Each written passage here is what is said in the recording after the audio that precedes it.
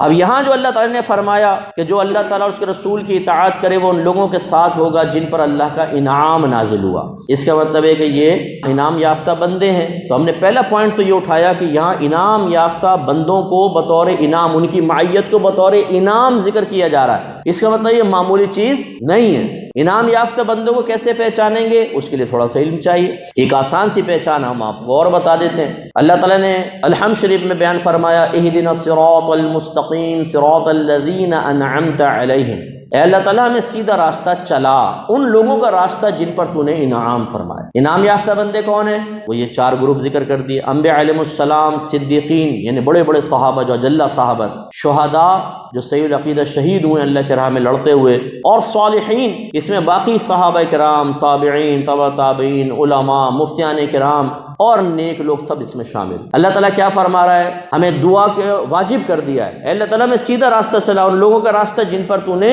انعام فرمایا۔ تو ہم بارہ آپ کو سمجھاتے ہیں، اب غور کریں، یہ دعا کیوں نہیں بیان فرمائی؟ اللہ تعالیٰ ہمیں سیدھا راستہ چلا، وہ راستہ جو قرآن کا راستہ ہے، وہ راستہ جو حدیث کا راستہ ہے، نہیں، انعام یافتہ بندوں کے راستے پہ چلا۔ اس کا مطلب یہ ہوا، ایک بات یہ کہ انعام یافتہ بندوں کا راستہ ہی قرآن و حدیث کا راستہ ہے، کنفرم ہے۔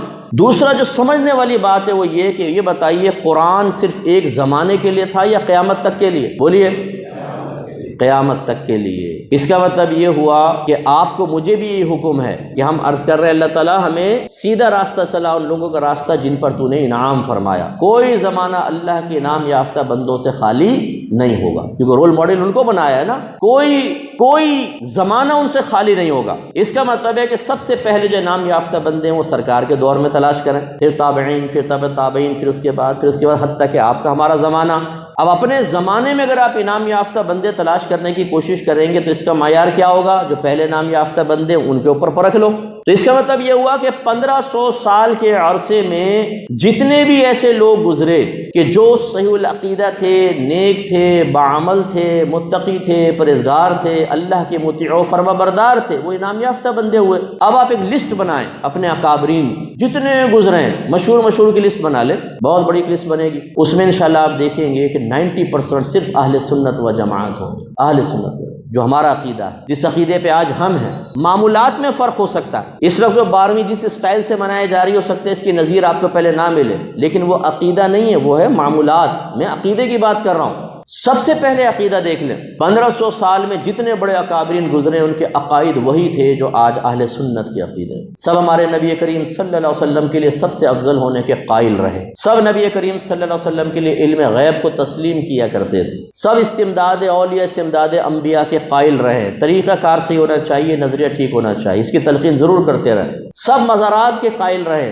صاحب مزار کی تعظیم، اس سے استغاثہ کے قائل رہے، کسی نے انکار نہیں کیا۔ 1500 سال اٹھا کر دیکھیے آپ، سب ایصال ثواب کے قائل رہے، جو تقریباً جو ہمارے عقیدے آج ہیں وہ سب اکابرین سے ثابت ہیں، اور بڑے بڑے اکابرین سے۔ تو خلاصہ کلام یہ ہے کہ اب اللہ کا حکم تو ہے کہ اللہ تعالیٰ ہمیں دعا کا حکم ہے نا، اے اللہ تعالیٰ میں سیدھا راستہ چلا، ان لوگوں کا راستہ جن پر تو نے انعام فرمایا، اور 1500 سال کے انعام یافتہ بندے جتنے بھی آپ دیکھ لیں وہ اہل سنت میں، بڑے بڑے سب اہل سنت میں سے ہیں، اور یہ ہمارا دعویٰ ہے۔ لکھیں، جتنے بھی اولیاء کرام آئے صرف اہل سنت سے آئے، جتنے بھی بڑے بڑے ولی دیکھ لیں سب اہل سنت سے آئے۔ تو یہ اللہ تعالیٰ نے واضح فرما دیا۔ اب اس کا مطلب یہ ہوا کہ یہ بس سیکھنا ہے کہ انہیں انعام یافتہ بندوں کے نظریات کیا تھے، ان کے خیالات کیسے تھے، ان کے عقائد کیسے تھے، پھر پرکھ لیں۔ آج کے دور میں آپ کو خود پتہ چل جائے گا کون صراط مستقیم کی دعوت دے رہا ہے اور کون غیر صراط مستقیم پر گھسیٹ رہا ہے، پھر آپ بھی بچیں گے، آپ کی نسلیں بچیں گی، اور اس کے لیے اہتمام کرنا ہوگا۔